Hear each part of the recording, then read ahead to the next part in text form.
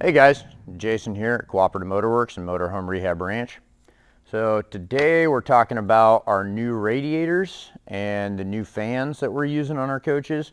Obviously this one right here is not one of our new radiators. This is one that came out of the coach. You can see this was leaking a little bit. This was actually out of a running coach, so this was still driving around like this. This one had considerable rust damage. You can kind of see if I lean this back. I don't know if I can. Kind of stuck, but the whole radiator core support was rusted through. I can put my finger through it in a lot of spots, and that creates some sharp edges. I'm surprised this thing didn't leak out already. Some mud dauber nests, stuff like that. This is, we usually try to salvage things that come off the coaches, but this is what I would consider to be an unsalvageable part. There's really nothing to reuse on this that I can see. So this is something that's just going to get scrapped. Yeah, pretty rough shape. So I'm going to roll this out of the way. Oh, I made a little mess. Flip this way. All right. So, without stepping in my coolant, and I just dripped. All right, this is our new radiator. You can see a lot shinier, a lot fancier. This is a Yukon Radiator. I know a lot of people have been talking about this. We have used this in quite a few builds. This is a performance version of it. It's a 4-core radiator, very thick, as you can see. I'm gonna come up a little closer.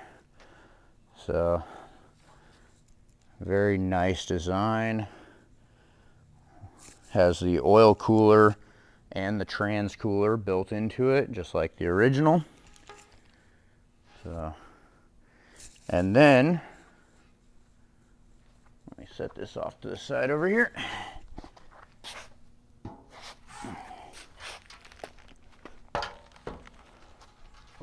Talk about the fan shroud that we use for this. So this is the OEM fan that would come in a Yukon. So this is a very high-end unit, works fantastic, great design. We had tried a couple of those, off-the-shelf standalone ones that, they had the aluminum panel with a couple of fans and some vents. Those we found had some problems with cooling. They were blocking airflow as we were driving down the road. At idle and stuff like that, no cooling issues whatsoever. But once we started going down the road, it started overheating. And so we finally just went, okay, they obviously had it figured out for the Yukons, and they ran some big blocks in those. This made a lot of sense to us. So we ran this guy, and we, with the help of one of our former projects, they helped us find a fan controller that worked really well for it. It's a dual speed fan controller. And so I'm going to talk a little bit about that.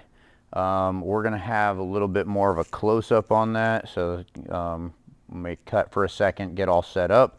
But I'm going to show the different speeds and talk about the way we set them up. And then I'm going to use this little box that Jim made that is going to show how much amperage the fans use in the different variations. So there's basically 3 real ways you can run it.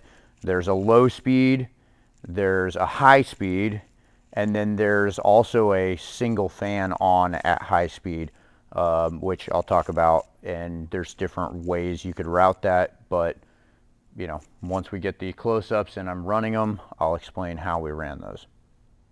All right, so now that we've got this little rig set up, you're going to be looking at this number up in the top right-hand corner.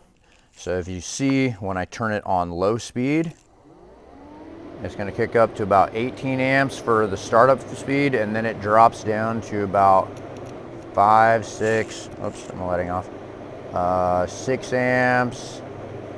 So, 6.5 amps pretty steady. So that's on the low speed. That's having both fans running. We normally run that off of our fuel injection trigger. So our fuel injection units are able to utilize the temperature control and set up what parameters it wants to kick on a fan. So it uses a ground trigger. These are ground triggers. You can see I'm going to the black terminal here, the negative, to turn it on.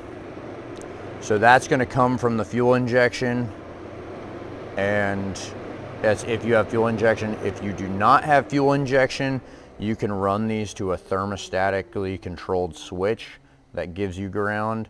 A lot of places sell those that can go right into the coolant jacket. So that's two of the ways that you can run the low speed. The high speed is going to be when both the low speed and the high speed trigger wires are triggered. Some units can do this, so I'm going to show you guys putting them both together.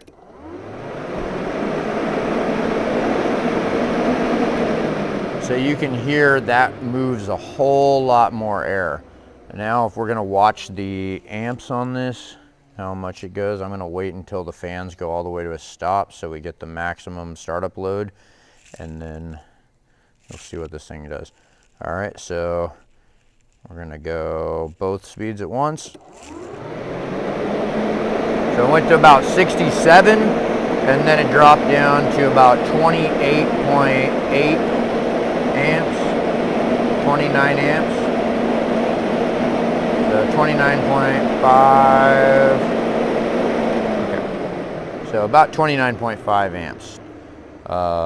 Now each one of these fans is running off of a 30 amp fuse.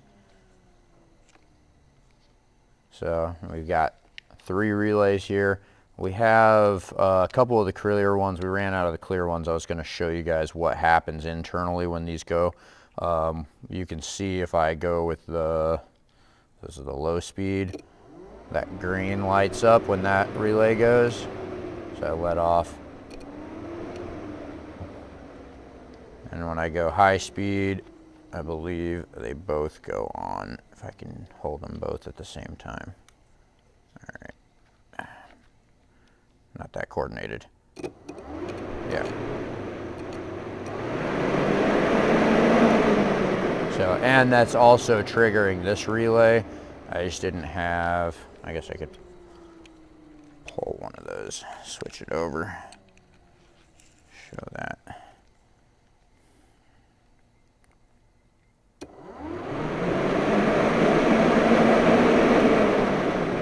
Oh, my finger's probably in the way. Sorry.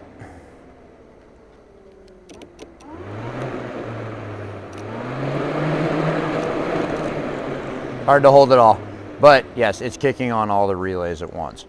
That's something that we can sell you guys if you need that relay setup. The other one that I was telling you about, so to kick it on high, how we normally set that up with a fuel injection unit that only has one fan control, we typically set it up so that the high speed is on a switch, a grounded switch.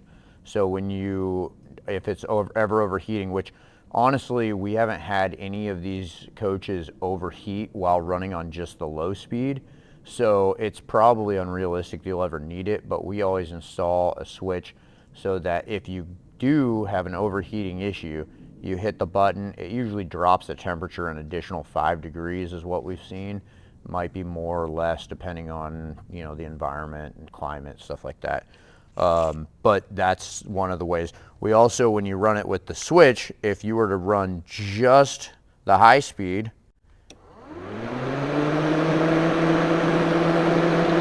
woo! Sorry, sucked up a paper. a little too grabby there. That was a little surprising. A little Easter egg for you guys. Let me take that out of there. That was our schematic on this thing. Anyways, we don't need that. We have more. So When you run just the high speed, that would happen if you hit the button but your coolant temperature isn't up to the temperature to kick on the low speed. Then what it would do is it'd run one fan on high speed, and you could use that as just a, you know, like if your dash AC is on and you want to cool the condenser a little bit more to get your AC going cooler before the engine warms up and kicks on the fans, that could be used for that. You know, or there's a few other options you could use it for, but that's the way we kind of looked at it. Let me see what kind of amperage that does, if I can try to do this without sucking any more papers up.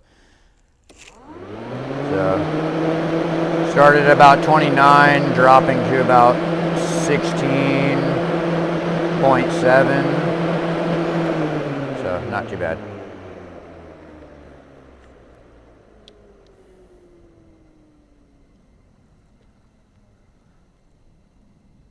And the setup we're using comes with the connectors that are specifically designed for these fans. So this is a very simple unit. It's pretty plug and play. The main power is going to go straight to battery positive, and then you're going to have a ground that goes directly to the ground. This actually has two grounds on it.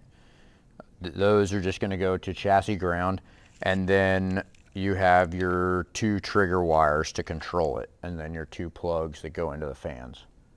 So, and then you just have to verify that it's blowing the correct direction. You know, it's not blowing air, but it's sucking air through the radiator. So, but that's pretty much it. And now you've seen kind of what kind of power this stuff takes. So, if you have any questions, let us know. All right, take care.